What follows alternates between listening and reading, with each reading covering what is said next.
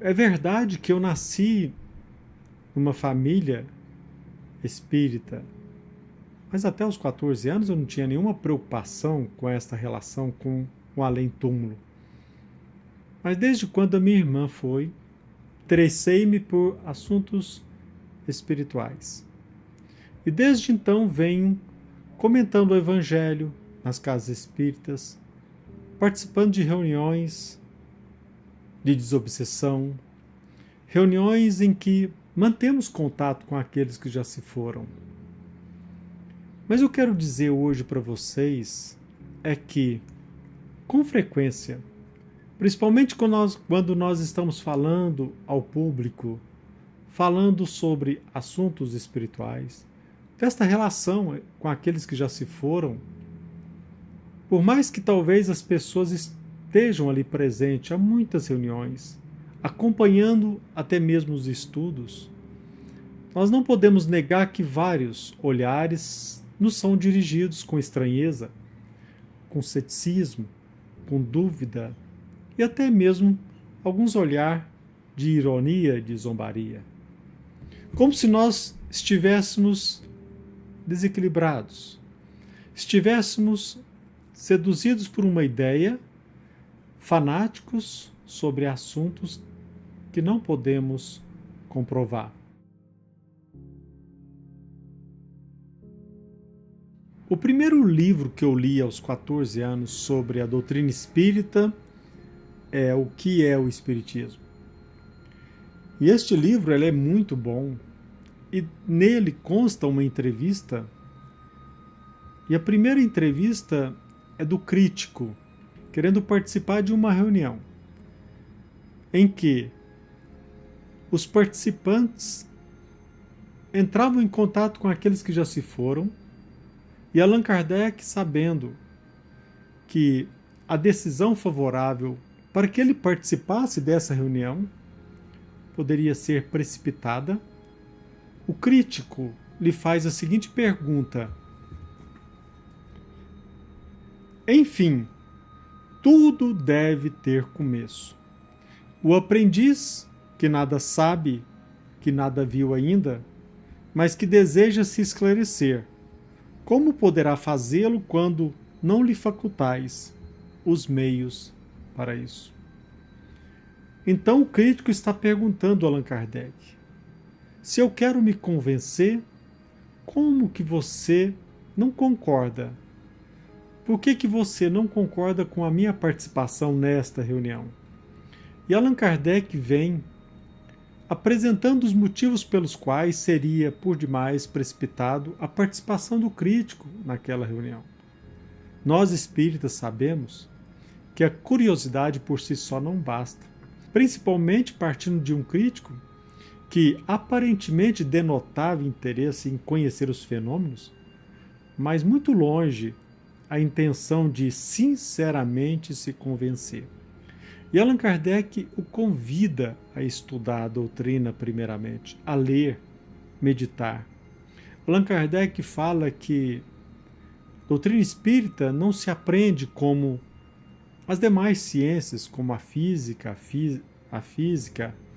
a química e outras ciências. E nós sabemos que para se tornar um cientista ou um conhecedor desta ou daquela ciência, nós precisamos estudar, aprofundar no assunto, e o nosso interesse ele não pode apenas ser transitório. O interesse tem que ser permanente e por muitos anos, para que nós possamos conhecer mais profundamente acerca desta ou daquela ciência. Agora, a doutrina espírita demanda de nós um estudo muito mais contínuo, perseverante, assíduo, para que nós possamos, aprendendo a teoria, também entrar e saber entrar em contato com aqueles que já se foram. A ciência espiritual ela é bem diferente da ciência que trata dos assuntos da física da matéria, porque os fenômenos materiais são passíveis de exame, mas os fenômenos espirituais, nós estamos lidando com inteligências que já se foram e que elas não estão ao nosso dispor e elas nem têm o propósito, muito longe o propósito dela de atender os nossos caprichos. Portanto, se faz muito importante que nós não só nos aprofundemos no assunto através da leitura, para que, com este conhecimento, possamos manter contato com aqueles que já se foram. E esse trabalho, e este contato, e esta convicção não nasce de um dia para o outro. A teoria, ela é muito importante. O contato com a espiritualidade demanda conhecimento, sobretudo perseverança. Então a gente nota com frequência nas casas espíritas, e até mesmo com aqueles com os quais conversamos na via pública, certa desconfiança, até mesmo um olhar crítico para nós, como se nós fôssemos fanáticos, iludidos, que nós estivéssemos acreditando em fantasias, e na verdade a nossa convicção nós não podemos passar para quem quer que seja. Como a minha, a sua convicção tem que ser conquistada. E nós não podemos alimentar ou não devemos alimentar a ideia de que o ato de participar de uma reunião espírita, ou de duas, ou talvez de várias reuniões, a participação dessas reuniões servirão para nos convencer sobre a realidade do mundo espiritual. Desde 14 anos, nós estamos estudando e a convicção ela vem sendo solidificada paulatinamente, nos momentos mais inesperados, quando mais nós não pensávamos que pudesse surgir um contato, quanto menos nós esperávamos manter uma relação com aqueles que já se foram, este contato se faz e a nossa convicção se solidifica. Agora, o contato com o plano espiritual por si só, a participação de uma ou duas reuniões não servirão por si só para nos convencer. Demandará de nós a paciência, a atenção, o cuidado, e quando menos nós esperamos, a convicção surge através de um contato maravilhoso. Esta convicção, como nós já dissemos, nós não temos como passar para quem quer que seja. E nós estamos tranquilos com aqueles que nos criticam, mesmo que seja através de um olhar. Nós sabemos conviver com aqueles que desacreditam, mesmo sem ter estudado, sem ter analisado, sem ter alimentado a pretensão e participado de um estudo contínuo e uma prática perseverante, talvez de mais de anos. Nós sabemos lidar com esta desconfiança. E mesmo que talvez essas pessoas olhem para nós com ironia, com desconfiança e até mesmo com menosprezo, nós, de nossa parte, retribuímos o nosso olhar, pedindo a Deus para que esses nossos irmãos despertem e que o seu despertar possa lhe proporcionar a felicidade e o bem-estar que nós já alcançamos.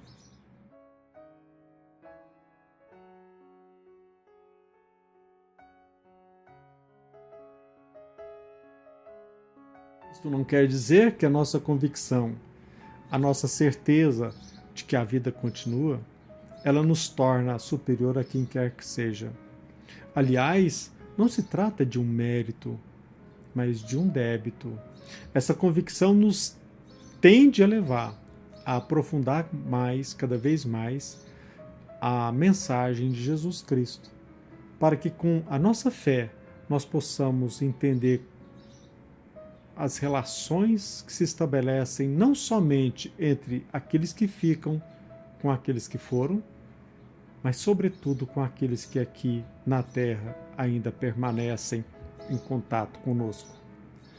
Paulatinamente nós vamos perceber que a nossa felicidade no plano espiritual após o nosso óbito não depende apenas da nossa convicção, mas sobretudo da nossa disciplina, sobretudo da nossa convivência conosco mesmo de forma saudável, cada vez ética, para que nós possamos aqui mesmo, alcançando e concretizando um bem-estar, e ele vai cada vez mais se mostrar nítido, límpido no plano espiritual. Engana-se aquele que pensa que a convicção, a certeza de que a vida continua, basta por si só para que tenhamos do outro lado uma vida melhor. A vida no plano espiritual, a vida melhor, após o nosso desencarne, ela dependerá de todos os esforços que façamos aqui para que a nossa vida também se torne hoje cada vez melhor, nesse relacionamento de uns para com os outros. Então, se você tem interesse próprio em se libertar, se você tem interesse em se libertar de crendices, de superstições, e tem a coragem de vencer o seu medo, encarando essa relação com o mundo espiritual de forma natural, acima de tudo, precisa ter a plena consciência de que esse trabalho depende de você.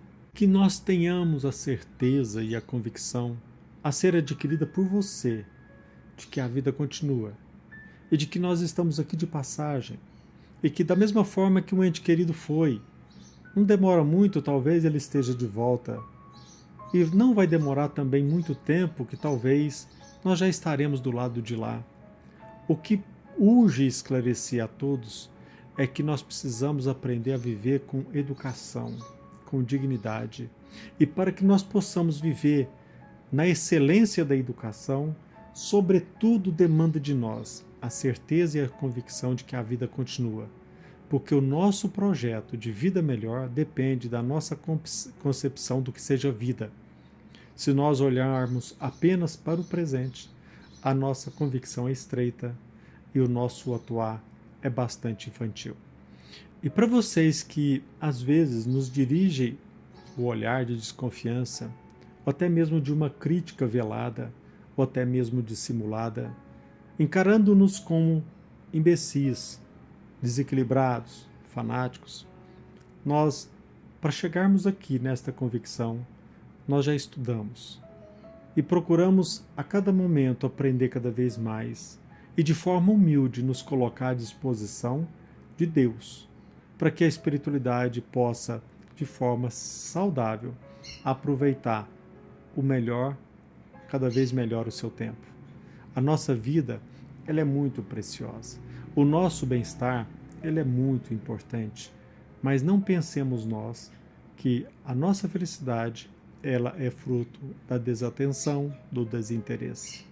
Mas tenha certeza que mais dia ou menos dia, você chegará à convicção de que a vida continua e de que aquilo que você tanto luta olhando apenas para o presente, amanhã perceberá que existem valores superiores, muito, mas muito superiores. E que Jesus nos abençoe. Que assim seja.